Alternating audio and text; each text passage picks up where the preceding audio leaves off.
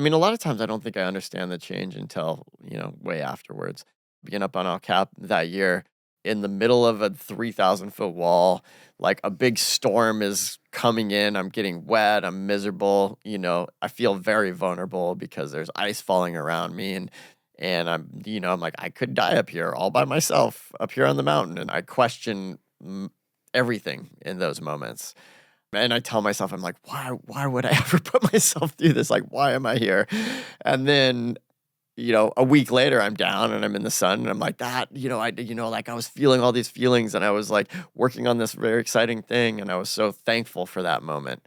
Maybe change is like happens before we can like intellectualize it. Or you and I were even talking about how there aren't even words for every feeling. Yeah. And so maybe like when we're going, like we should like assume that some of our transformation isn't going to reveal itself to us in a intellectual way for a long time, even if it's happening. The what might come, just keep like living and doing the things that like staying engaged. Is cool too, because everyone seems to want the payoff right away. Because I don't even really like trafficking in the like do hard things to grow. It's like I just end up in hard situations for whatever reason or another because of the life I'm choosing. I don't go because it's hard. It becomes hard. I go because I'm interested and curious. Yeah, I mean, what that makes me think about is the Kyrgyzstan experience where we got kidnapped was such a crazy thing. And I think if you were to take any snapshot from the 6 days that we were hostages, and if you had to like come out of that experience like a couple days later and be like, how did I grow from this? You wouldn't know at all, Right. You would think it was just terrible. Like this whole thing was just, a tragedy. But then a decade of perspective, you can be like, oh my God, that completely shaped my life and made me who I am and gave me all these tools that are so valuable.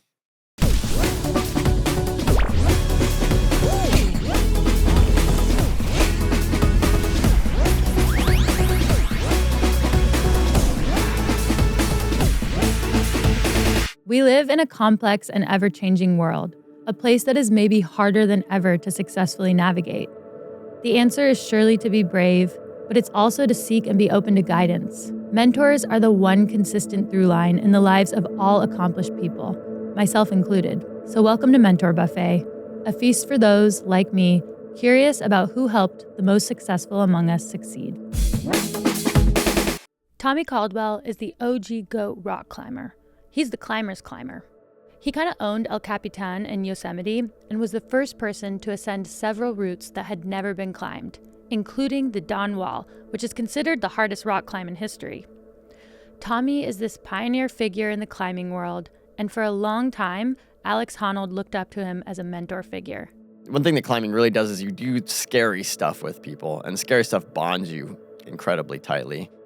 Tommy and Alex eventually became friends, and I've learned that mentorship in the climbing world actually often has this reciprocity about it.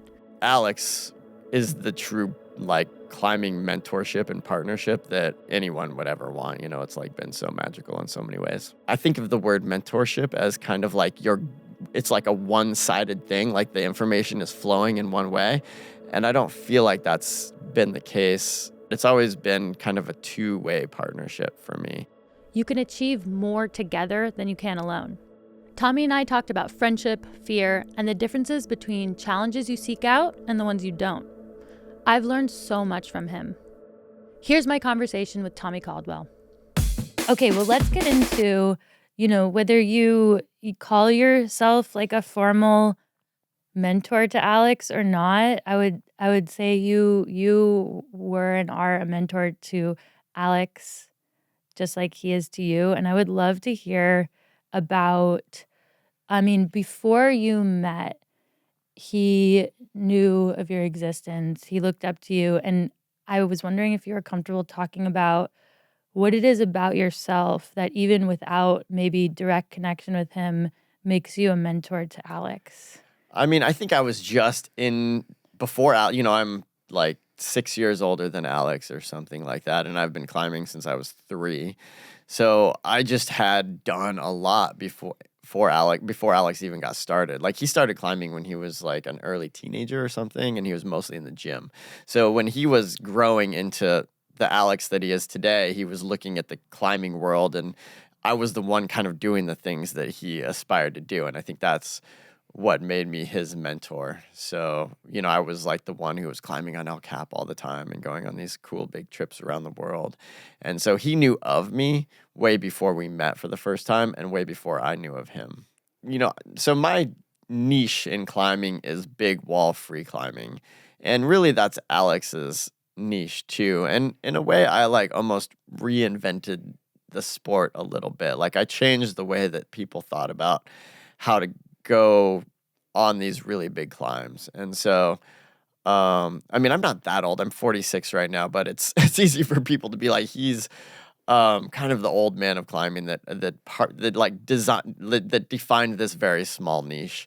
And even, Alex is mostly known as a free soloist, but to be good as a free soloist, you have to be a very, very high level just free climber, which is what I do. And so he wanted to learn everything he could from me so that he could free climb at the highest level possible, which then allowed him to free solo at a level that no one has before. Tell me about the first time you met Alex. Because so Alex Honnold, you knew of each other. Yeah. And it seemed like it would have been destiny to meet. But do you remember meeting Alex? Yeah. So I had been hearing about Alex. He had climbed with a few friends of mine, and it was funny, their take on Alex was a little bit like he is so like laissez-faire with his risk that they just thought he was a little bit sketchy when he was young. And then that was sort of backed up when he started to free solo some of the bigger walls in the world. Before he did El Cap, he free soloed Half Dome, and he free soloed some things in Zion. And so I had been hearing a lot about him. And I remember even this one magazine called me one time, and they're like, who's the next person we should be paying attention to? And this was before I even met him, and I think it could be this kid Alex Honnold who's doing these crazy things. The first time we actually met was in Squamish in British Columbia, and he was, as climbers do, just like sleeping in his van behind somebody's house, and we ended up sleeping in our van behind the same house. And I remember getting out of our vans one day and, seeing each other, and Alex was kind of like, oh my God, it's Tommy Caldwell. And then we just started talking, and I think we chatted for like 3 hours straight or something. And he was known for being incredibly shy, not that talkative. And I was like, he doesn't seem shy at all. He seems super talkative. And I think we connected pretty immediately. We didn't climb together at that point. The first time we actually climbed together was in Yosemite a few years later, where we linked the 3 biggest walls free in Yosemite in like a single day, which was, for me, like a really big deal. And so for climbing with Alex for the first time, it was like the first time we got together, we did something that was so significant for both of us, and we're immediately like, this works really well. We should do this more. What about it was awesome? Like with him?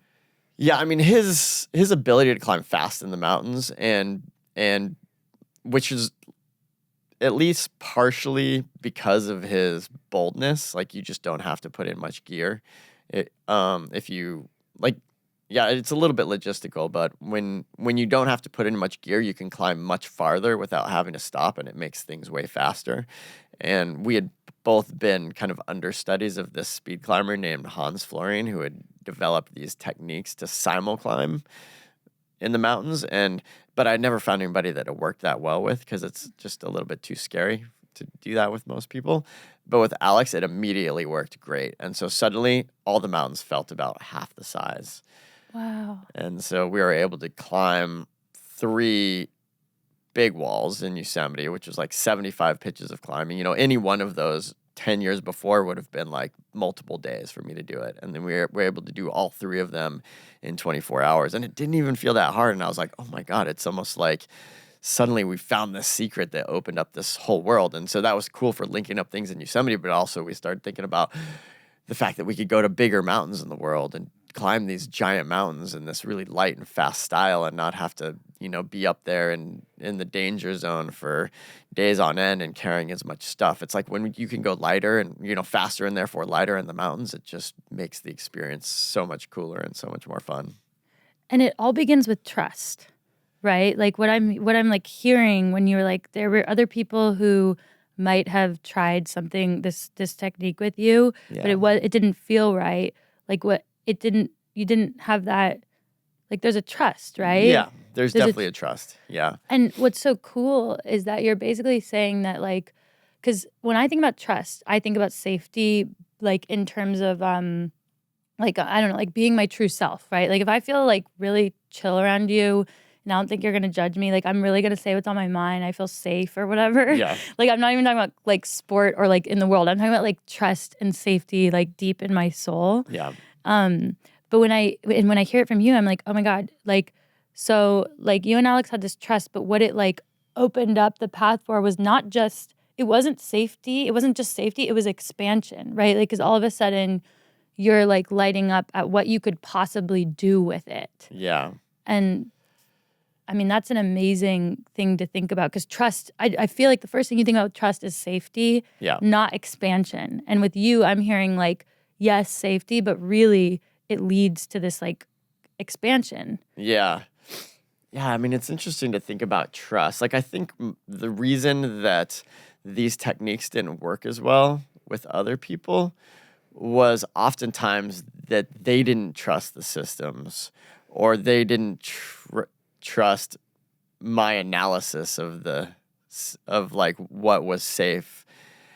And so I think, yeah, it's like the trust has become all encompassing with Alex and me now.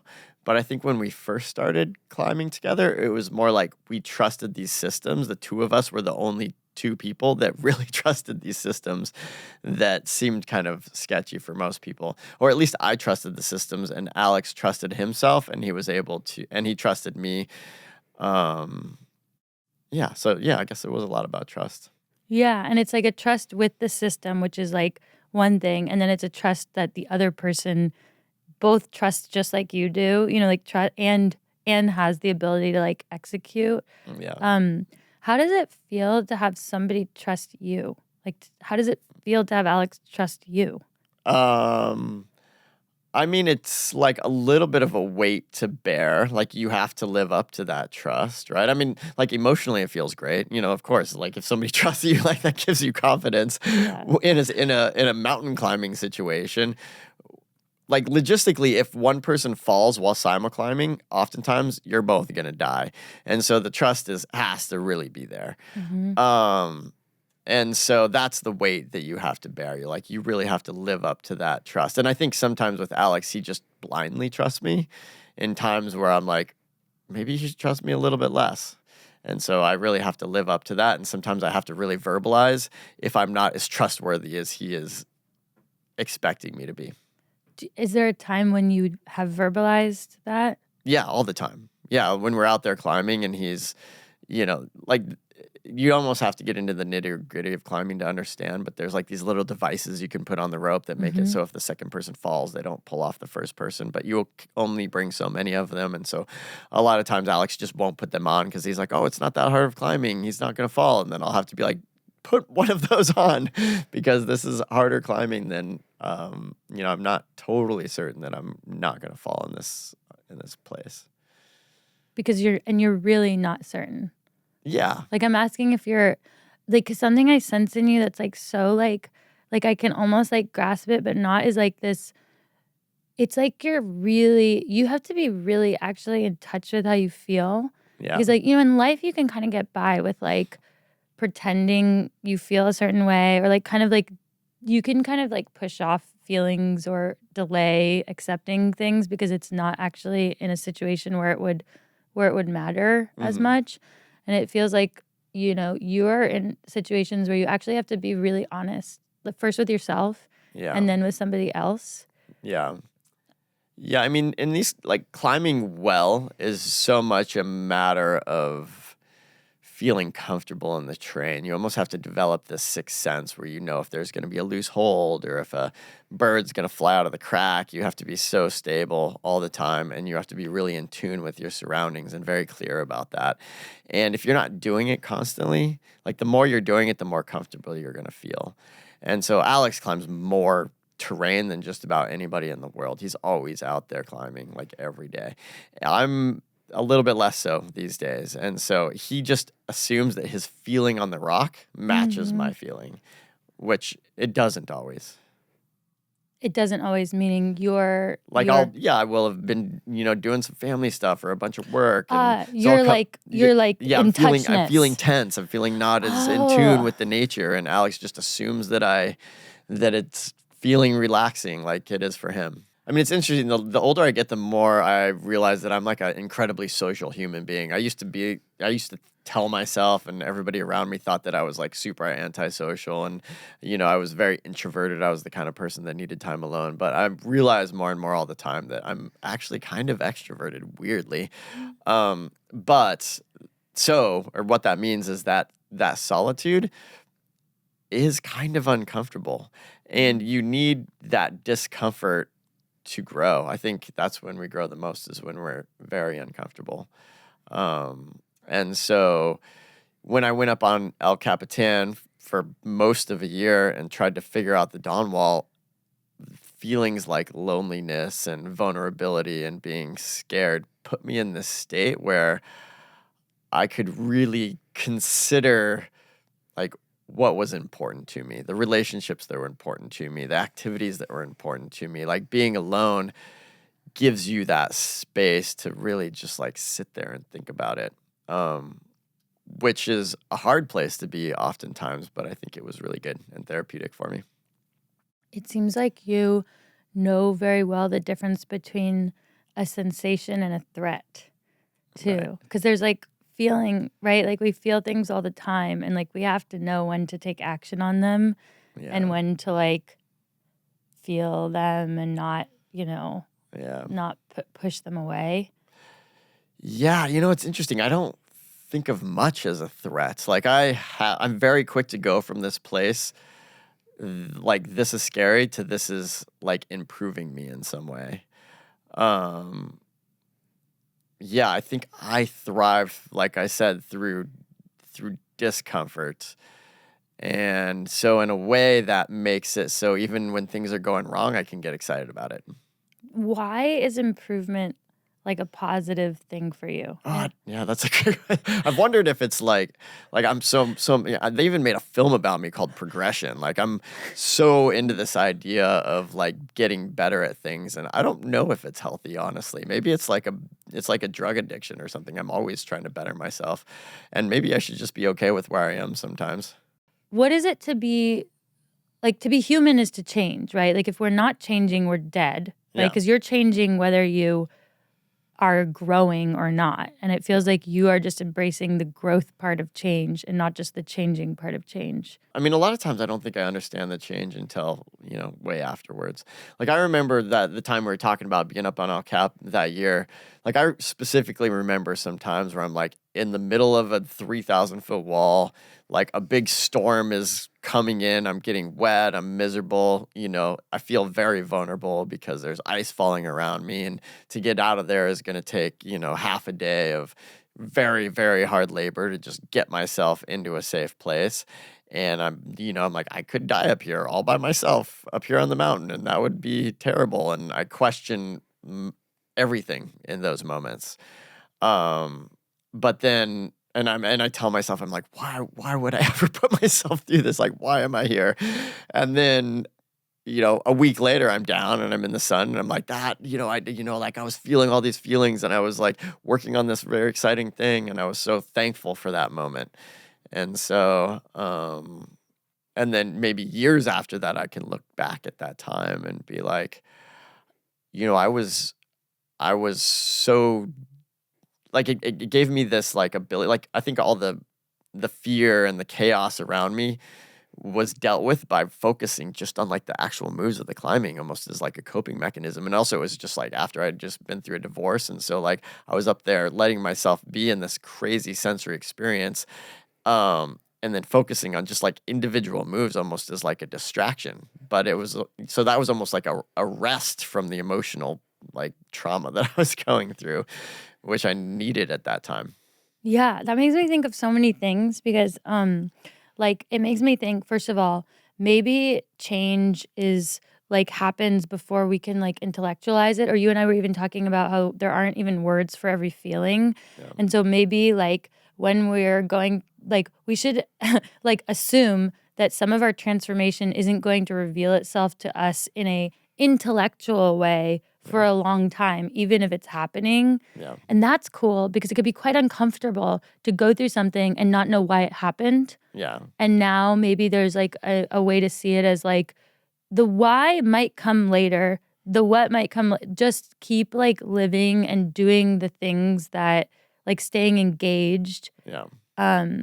is cool too, because everyone seems to want the payoff right away. Yeah. And maybe the payoff, like it might even be right away and you just might not have the words for it yet because we invented words, you know, Yeah. and like you don't know yet. Totally. Yeah. I really like that train of thought. Right? Because like, and that's really calming to me because sometimes I'm like, yeah, people are like, because I don't even really like trafficking in the like do hard things to grow. It's like I just end up in hard situations Yeah. for whatever reason or another because of the life I'm choosing. Yeah. I don't go because it's hard. It becomes hard. You know, I go because I'm interested and curious. Yeah. And then I think to understand that the growth might be like the growth is happening, like trust that growth is actually happening without me kind of like coloring in the picture with the colors of the growth or something is kind of a different way to think about growth for me. Yeah, I mean, what that makes me think about is the Kyrgyzstan experience where we got kidnapped was such a crazy thing. And I think if you were to take any snapshot from the 6 days that we were hostages, and if you had to like come out of that experience like a couple days later and be like, how did I grow from this? You would you wouldn't know at all, you know? Right. You would think it was just terrible. Like this whole thing was just, a tragedy. But then a decade of perspective, you can be like, oh my God, that completely shaped my life and made me who I am and gave me all these tools that are so valuable. Yeah, and it also makes me think about the balance in our life between the things that we choose to pursue that might present growth. So like the people you climb with, the climb, like those pursuits, right? If you put those in a category and then you put all the things in a category that you don't choose, that we can't prevent, like things that happen Hmm. in life, it just, I don't know, it's just like, so like there's both, right? There's us choosing paths and then things are going to happen to us. Yeah. And how do you, I mean, what do you think about the fact that life is like hard? Like, what do you think about the fact that life gives you some unexpected, difficult things sometimes? I think of climbing as being adversity training in a lot of ways. And so from a very young age, my dad was taking me out on these mountains and, we were doing hard things. And so when something and we're doing them on purpose, we were doing these things to ourselves, right? We were like choosing to go out in bad weather, do scary things, and like exposing ourselves to adversity on purpose. And what I think that did for me is when I had big, like kind of traumatizing experiences happen to me unexpectedly, things that I couldn't control, I had these tools. I knew how to cope with that in a way. And so, like I mentioned, Kyrgyzstan, there's 4 of us on that expedition. And I think a decade after it, if you were to ask all 3 of the other people, they would have this very negative view on that. But I think I like had these tools from a very young age that made me cope with that in the moment and afterwards in a way that I'm like proud of now. And I feel like shaped me. It turned it from, post-traumatic stress. Everybody's like, we had this post-traumatic stress. And I'm like, I think it was like post-traumatic growth. This is something, people are writing books about this idea of post-traumatic growth and how do you format that? How do you like make that happen in your life? I just did a trip to a Navy ship, to an aircraft carrier where we really like dove into this idea because the military has problems with a lot of depression and suicide and stuff these days. And people always talk about post-traumatic stress. And they're like, what if we can flip the dialogue? What if we can figure out how to flip the dialogue and turn this into like post-traumatic growth? And I think by design of my father potentially, but I think I kind of like happened upon it in a way that just seemed to work for me. Well, you really subscribe to an idea that happiness is like an earned process. Like it's like the distance from here to there versus just the getting there. Like it's like it happens. It's like the however far A to B is the potential for growth, which gives you, I don't know if happiness is the word, but it gives to you. It doesn't take from you somehow, right? It gives you power or knowledge or life force or whatever. Yeah. Yeah. I'm so singularly focused on things that, like, I think my natural place in life is to just like laser focus on things and then just ignore everything else. And to me, that's the opposite of presence. Oh, I've been thinking a lot about the word compelled. Yeah. Because I was thinking about, okay, what are the 3 best words that you could feel in life? And I was like, okay, love. Yeah. Like, I like that. That seems pretty, right? Love is a nice universal, feeling. yeah. I like gratitude. Like that's a nice feeling when you feel really grateful. Yeah. And then to feel compelled, which is not your choice, right? It's when you are drawn into something and it is a diversion from what you were, because it happens in a moment, right? It's not the plan. To be compelled means it hits you. Yeah. Right? And then you are drawn in. Yeah. And you can choose to pursue it or not, whatever that is. It could be like an invitation to a rave, but it could also be like a project or a person or a conversation. And it feels like what you're saying is like you become compelled and you follow it and you are immersed. Yeah. No, I like that. Everything you just said sounded amazing. You're like, life. I was like, yes, that makes sense. I love being compelled. I love it's the best. It's like one of the best feelings in the world. And I think you have to be present to be compelled because you can't fabricate it. Like you could go to a movie and be like, I hope it compels me, but you can't force it. It either is or it's like safety. You either feel safe or you don't. You either feel compelled or you don't. Yeah. So. And I've probably thought about that before you just said that more as like inspired. I mean, I think those are kind of similar words in a way. And if we're getting back to Alex, I feel like our partnership is really based on kind of mutual inspiration or being compelled by the other person's strengths and weaknesses and them as a person. What are his strengths and weaknesses that you're compelled by? I mean, he has like this incredible ability to manage risk and fear that is very useful as a climber. And I find that so compelling. And I feel like I have those. One of the reasons our partnership works so well is because I come by that stuff pretty naturally as well. So we both have that strength that we can kind of pursue together through our climbing. I oftentimes feel like it's it allows me to climb really well, but it also makes me risk my life a lot more. And I feel conflicted about that. Alex doesn't feel really that conflicted about it. And he's like, I have this superpower. I might as well just like pursue it in life. And so I think his weakness is maybe having, and this is changing for sure as he is like a parent now and a husband, and he's got a great community around him. But for a long time, he's like, I know I'm naturally come by this thing in a way that maybe nobody else in the world does. I have like this superpower and I have to exercise it at all costs. And I'm like, dude, you should think about the people that care about. I mean, like, I'm like, think about me, man. I don't want you to die. I don't want you to do this stuff that's really dangerous. And so, I mean, it feels like being yourself goes hand in hand with living without fear too. Like, cause you're not, a major barrier for people is what they are. Yeah. Right. And so if you don't have that must bring some like either calm or like not fear that a lot of people have. Yeah. And this is actually a great thing about getting a little older is I think that I am known for being fearless, right?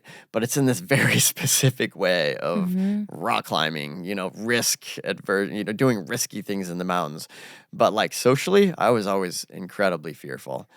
And I think that I've become much less that way. I've become socially way less fearful now, and that feels good.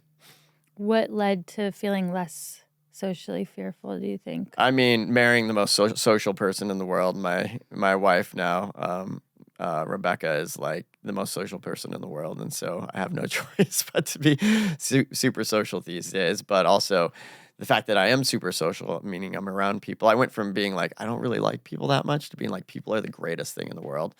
And that's just a matter of like, like exercising that part of me, being around people, talking a lot, learning how to be more bold in conversation. Yeah. Yeah, you became more comfortable with yourself, and so you actually got to like see what people were, right? Yeah, totally. What do you love about people? I mean, I love the diversity. I love the goofiness. I mean, everything. I don't know. What do I not like about people these days? I think they're so fascinating, and everybody has a story. Like I spent 8 months of my life writing a memoir, a book about myself. And afterwards I was like, everybody should do this. Like everybody's story is so fascinating. Like when you really get in there, everybody has some really unique and cool way of looking at the world, and everybody has a pretty crazy story if you really get into it. And I love that. I love discovering that. Yeah. Yeah. I've started to try to think about people as art more, because Yeah. then even when they're like odd, or if someone like says something that doesn't make you feel good, you're like, all right, this is art. Like Yeah. obviously you can move away from the art, but Yeah. it's really nice to like see people as art, because then you're like, Totally. what, wow. And you don't expect them to be just like you too. You actually expect them to be different Yeah. because they're art. I mean, they're humans, Yeah. but they're art. Yeah. That's been very fun for Yeah. me to think about. Yeah. I went to Burning Man for the first time this year. Oh. And so I'm like, that's what that event is all about. Oh my gosh. Yeah. And I was really into it because I was like, that's what it is. You see people as art. You see their personalities come together. And yeah.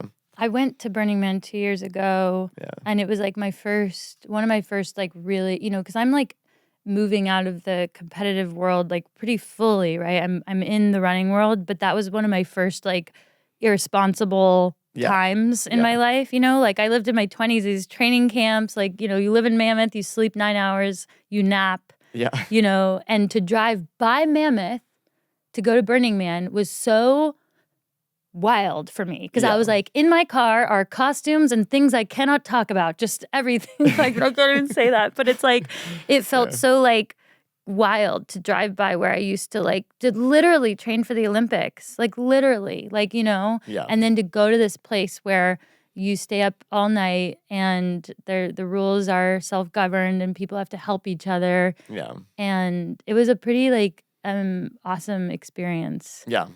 Yeah, maybe that's a good people when they come out of their athletic lives, they should always just go to Burning Man. Yes. No, that's what should happen. Yeah, totally. I think so. It's like the opposite, right? Totally. Yeah, I think being a competitive or being an athlete is so much about like control and like getting all the variables to like align so that you can perform at your absolute best. And to me, Burning Man was like the opposite. It's about like relinquishing control, which was nice.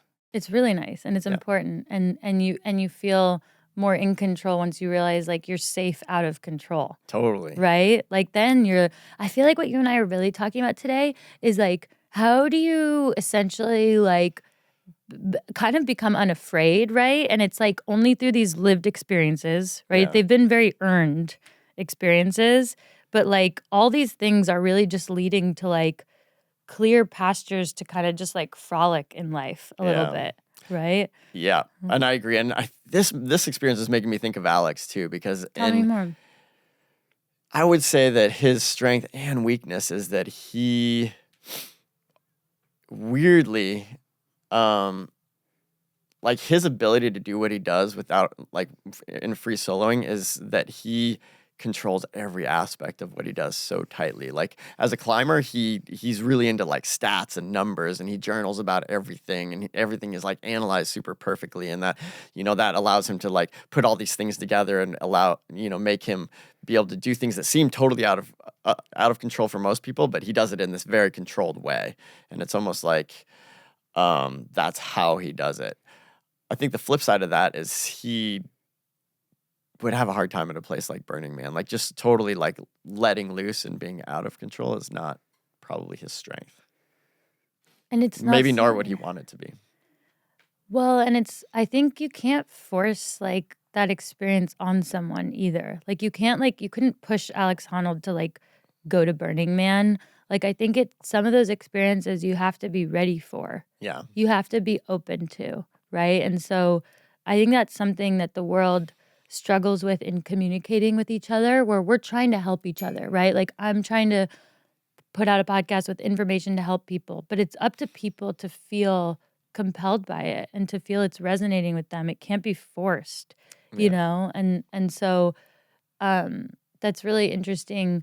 And it's interesting because like you've talked about El Cap not being super dangerous for you because you knew it so well, that it has smooth surfaces, like I might be using runner terms for things, but you know it. And so what I'm saying is everybody's experience is relative, and maybe our understanding of you, our understanding of Alex is really actually the opposite. Like, we see you as something and it's not how you see yourself.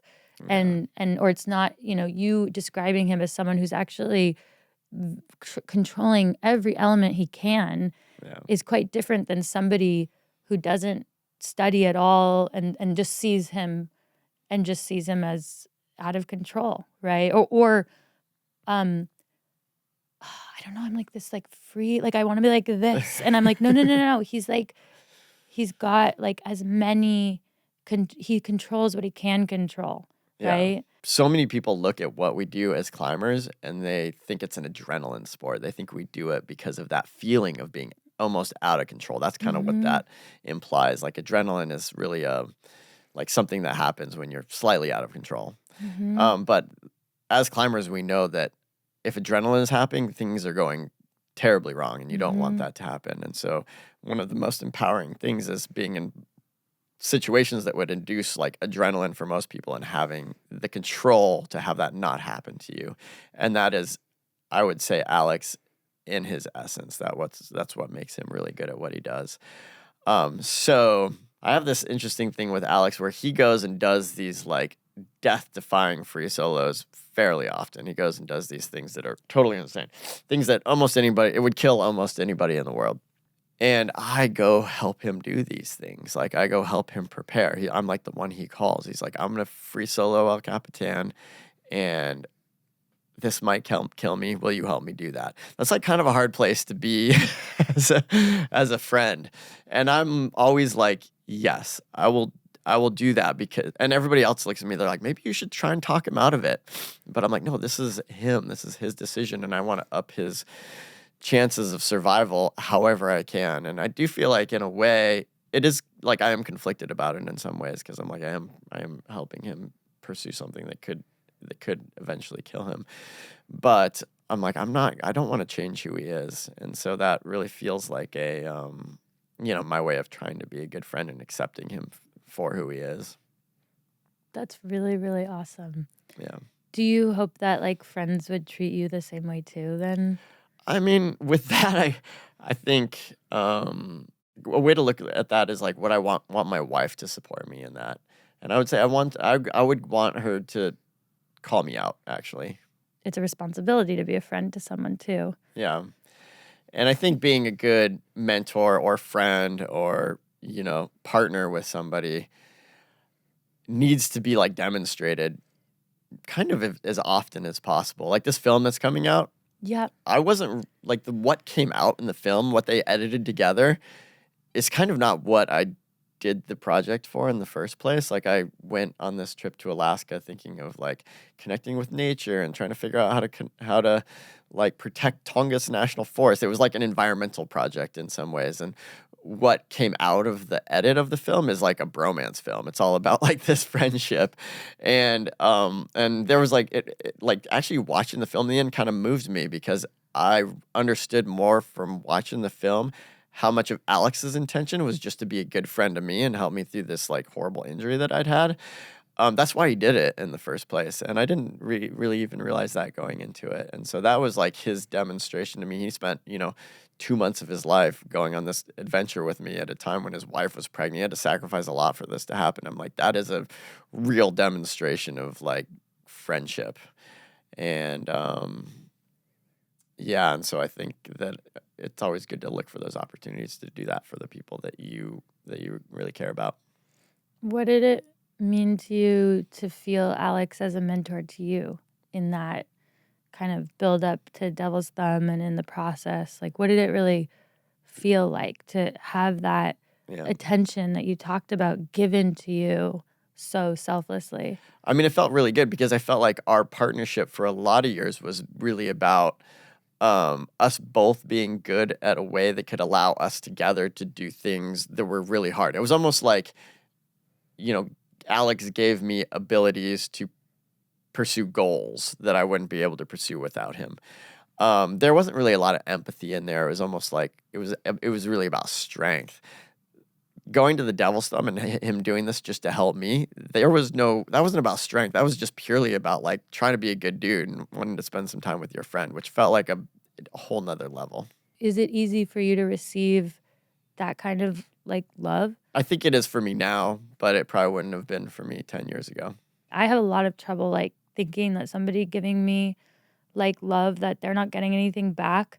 Like I have so much trouble feeling like it's like real or like that I deserve it or something. And it's not even like a conscious thing. It's like I genuinely have felt like I've been nobody's problem, like emotionally in my whole life. And so when someone takes me on as their not like problem, but they're, you know, in that way that you talked about with Alex, it's like it's taken me like multiple times of being like, you don't have to, you know, like that. Yeah, it's like uncomfortable. Yeah, it's uncomfortable. Yeah. And I don't know why. I mean, I know why for me, but I don't know what to say about it other than acknowledging it. Yeah, I mean, I do this thing, like whenever people used to give me compliments, I would like put my head down and I would be all embarrassed about it. And now I do this thing where I like try to take a moment and like breathe it in, you know, and be like, I like accepting this is actually a gift to them as well. Like, but your reaction, it's like a vulnerable place to be to like accept compliments from somebody. And so, yeah, I think I'm getting better at that, and I try and give compliments more, and I hope, you know, and I see that same reaction. People like kind of like, that makes me uncomfortable for you to say that. But I think learning how to accept that stuff is pretty important. Maybe we need like a process where it's like when someone says something nice to you or wants to do something nice for you, you breathe it in. Like you need to take a second and like receive the gift as if it was like a boxed object. Because if someone handed you something, you wouldn't be like, oh no, present. Like, you know what I mean? Like people know how to oh my God, this is it. People know how to receive tangible things. Yeah. And they don't know how to receive like the intangible very well. Yeah. Right? Like if somebody handed you like, here's some socks, you'd be like, wow, rad. Like you didn't have to do that, but cool, right? Yeah. But like if someone hands you a compliment, you're like, you're like, I don't deserve that, whatever. It's so like maybe we have to think about the words as an object if we have a better association with objects. Yeah. You know, and be like, yeah, take it. Like how like someone hands you the cake they made, take the cake, you know? Totally. And then try it, you know, like do the right thing. So one thing about climbing the Devil's Thumb that was this like delightfully unexpected element of the trip that I totally didn't expect. Like when I originally planned this trip, it was going to be like this soulful, almost solo journey where I was going to bike all the way to Alaska and meet up with different climbing partners along the way, and it was going to be all about like connecting with the land and the environment and having some time to like learn about me. At some point, I was like, this would be way more fun to do with Alex, so I called him up and invited him and the trip just completely morphed. Like, at first he's like, I can't go. But then he thought about it some more. He like had FOMO. He liked the idea of this trip. He figured out how to make it happen. But he's like, the only way I can make this happen is he had already had this work obligation to do a Nat Geo film that summer.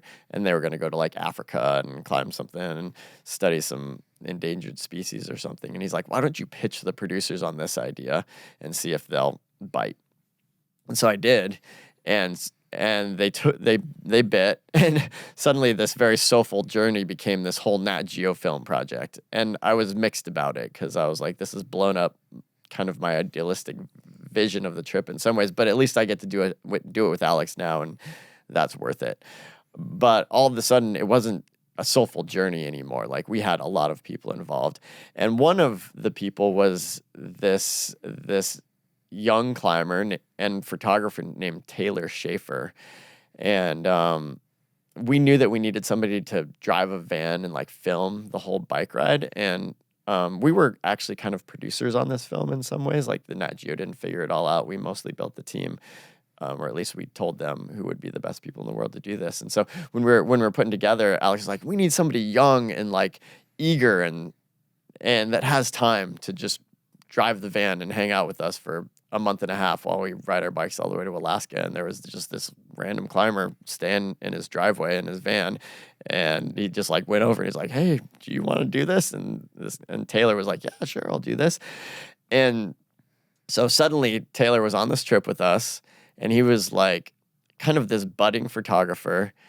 And it wasn't Alex and I, it was like the three of us, and Taylor's young, and we ended up mentoring him into like his dream life in a lot of ways. He went from being like this dirtbag climber who had a camera to being like a National Geographic photographer. And the three of us bonded in this incredible way. We were on this amazing trip together. And then by the time we got to Alaska, he was so instrumental and so excited about the whole thing that Nat Geo hired him on for the rest of the trip as well.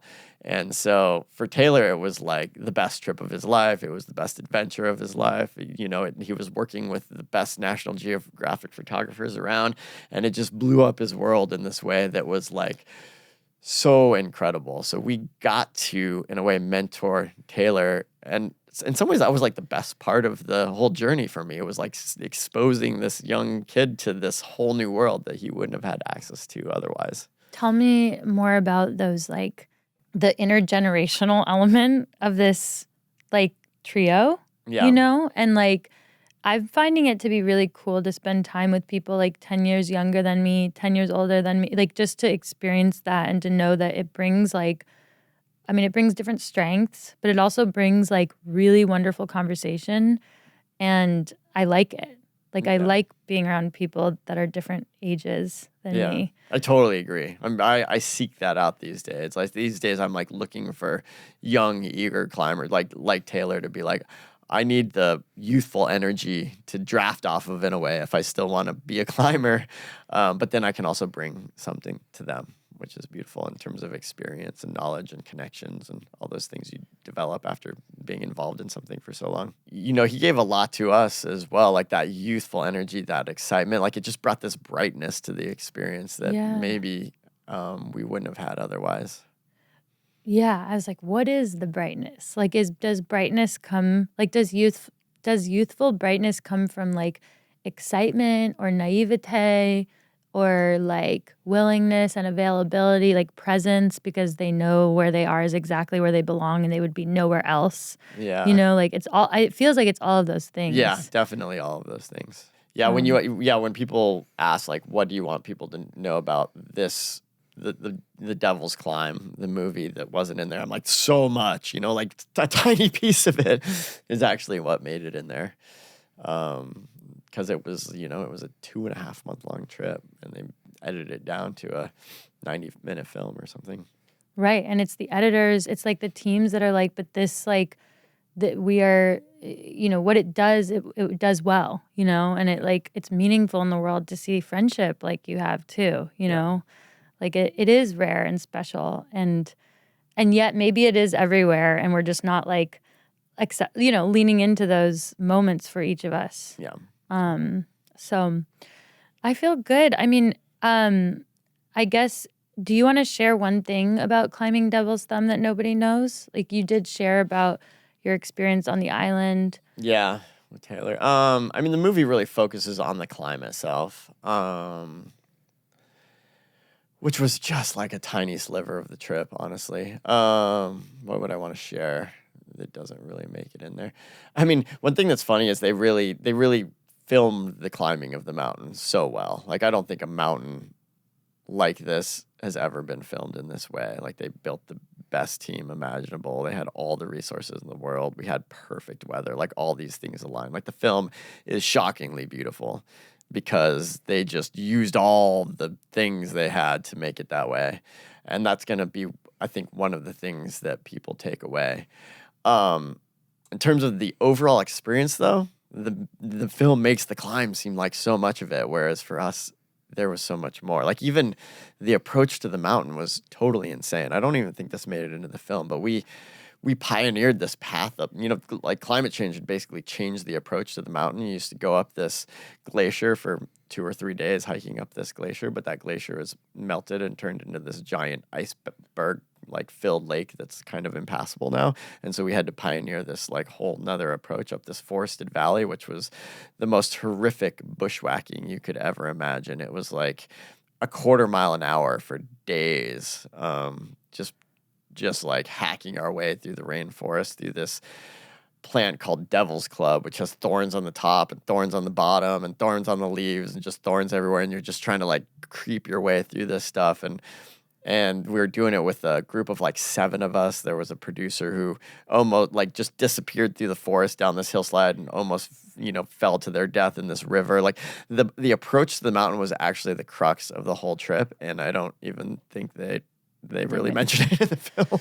That's so interesting because I think there is a lot that people don't see. Yeah. And so when they're trying to chase these dreams, there should at least be an acknowledgement that there's a lot that you don't see. Yeah. And that's a lot of our actual life. Yeah. Is that. Yeah, and that makes me think kind of the conception of this trip was like Alex and I have gotten so efficient at climbing mountains that the mountains almost aren't big enough anymore. And so the idea to start in Colorado on bikes, go all the way there, sail the Inside Passage, trek through the rainforest, get to the mountain, it made it such this different experience. Like we had friends who had climbed this mountain like 5 years earlier and they just helicoptered right to the base. They watched the weather from their homes in Seattle. When the weather got good, they flew up there, helicoptered in, climbed the mountain, like 3 days, done. It was like this tiny little, event in their life. We started in Colorado and made it a 2.5 month journey, and it made it so rich and so impactful. And it would, it just goes to show that if you think outside of the box a little bit, you can create your own experience in a way that can be very valuable to you. Mm-hmm. And I love that part of it. We spent 24 days on our bikes, biking 2,400 miles, 100 miles a day. We climbed in 2 locations along the way. We didn't want it to be just a bike trip. So we climbed in on Mount Hooker and then in the Bugaboos. And then we sailed the Inside Passage in this small sailboat for a few hundred miles. We trekked for 4 days into the mountain through the rainforest. And then ultimately we climbed, I think, 7 summits of the range that the Devil's Thumb is kind of the final mountain in. And that was just a single day. So it was kind of strange to travel for basically 2 months to get to this mountain and then climb the entire range in a single day. Amazing. The movie is called The Devil's Climb. And it's going to premiere Thursday, October 17th at 9/8 Central on Nat Geo TV. And then after that, you can stream it on Disney Plus and Hulu. I got to look up these details. But I am very excited for the release. It's going to be awesome. It's a great fall. It feels great, a great fall movie for people, you know? Yeah, totally. Well, you're so superhuman and so human, and it is an amazing privilege to talk to you. And I'm so happy you exist, and I'm so grateful that you shared with me about all, kind of the inner workings of your mind, of your relationship with Alex, and just that you were open to me not knowing exactly where everything was going all the time, and we found things together. So I really appreciate you joining me on the Mentor Buffet. Yeah, no, I love it. That was super fun. And yeah, thank you for the invitation. And this has been a really, really engaging conversation. If you're enjoying Mentor Buffet, follow Voicing Change for more inspirational and truly life-affirming content from shows like Soul Boom, The Proof, Feel Better, Live More, and the Rich Roll podcast. Just go to voicingchange.media. That's voicingchange.media for a beautiful selection of productive and positive shows.